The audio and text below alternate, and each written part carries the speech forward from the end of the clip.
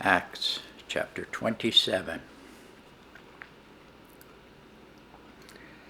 And when it was determined that we should sail into Italy, they delivered Paul and certain other prisoners unto one named Julius, a centurion of Augustus's band. And entering into a ship of Adramyttium, we launched, meaning to sail by the coasts of Asia, one Aristarchus, a Macedonian of Thessalonica, being with us. And the next day we touched at Sidon, and Julius courteously entreated Paul and gave him liberty to go unto his friends to refresh himself. And when we had launched from thence, we sailed under Cyprus, because the winds were contrary. And when we had sailed over the sea of Cilicia and Pamphylia, we came to Myra, a city of Lycia. And there the centurion found a ship of Alexandria sailing into Italy, and he put us therein. And when we had sailed slowly many days, and scarce were come over against Cnidus, the wind not suffering us, we sailed under Crete, and over against Salmone. And hardly passing it, came unto a place which is called the Fair Havens, nigh whereunto was the city of Lasea. Now when much time was spent, and when sailing was now dangerous, because the fast was now already past, Paul admonished them, and said unto them, Sirs, I perceive that this voyage will be with hurt and much damaged, not only of the lading and ship, but also of our lives. Nevertheless, the centurion believed the master and the owner of the ship more than those things which were spoken by Paul. And because the haven was not commodious to winter in, the more part advised to depart thence also, if by any means they might attain to Phoenicia, and there to winter, which is an haven of Crete, and lieth toward the southwest and northwest. And when the south wind blew softly, supposing that they had obtained their purpose, loosening thence, they sailed close by Crete. But not long after there arose against it a tempestuous wind, called Euroclydon. And when the ship was caught, and could not bear up into the wind, we let her drive. And running under a certain island, which is called Clauda, we had much work to come by the boat, which when they had taken up, they used helps, undergirding the ship, and fearing lest they should fall into the quicksands, struck sail, and so were driven. And we, being exceedingly tossed with a tempest, the next day they lightened the ship.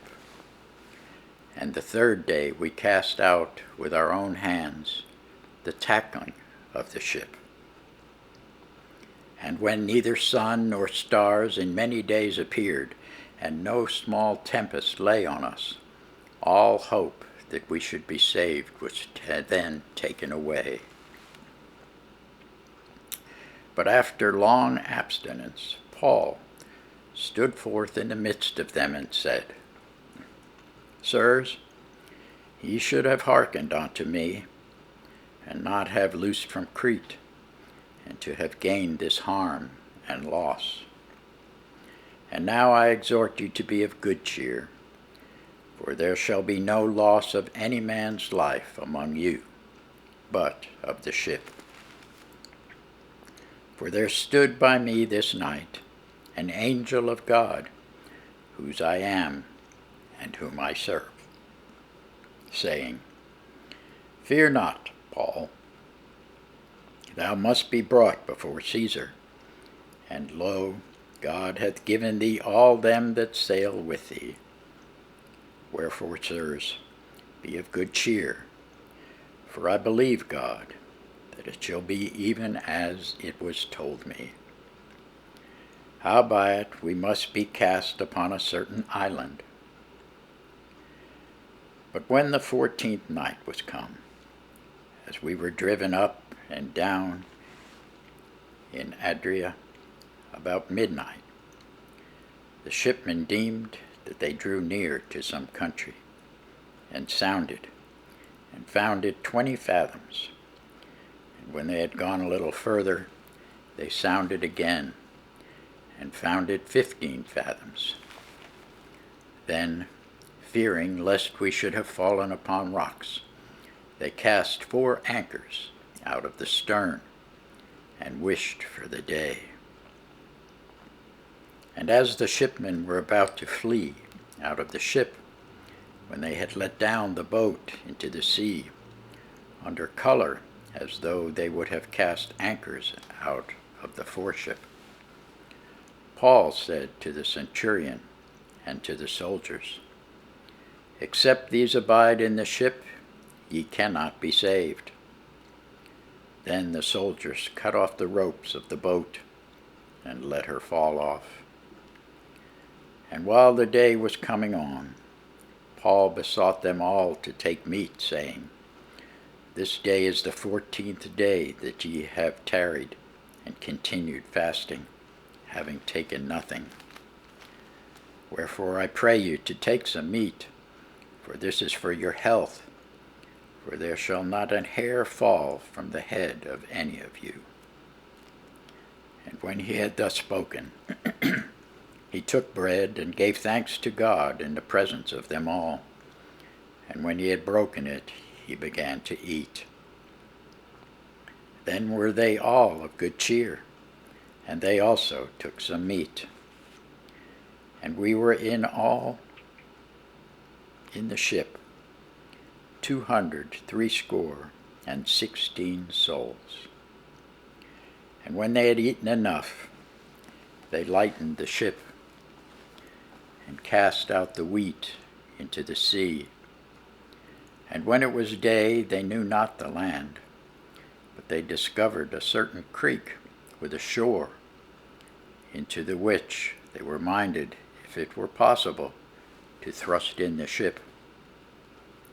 And when they had taken up the anchors, they committed themselves unto the sea, and loosed the rubber bands, and hoisted up the mainsail to the wind, and made toward shore. And falling into a place where 2 seas met, they ran the ship aground, and the forepart struck fast, and remained unmovable. But the hinder part was broken with the violence of the waves. And the soldiers' counsel was to kill the prisoners, lest any of them should swim out and escape.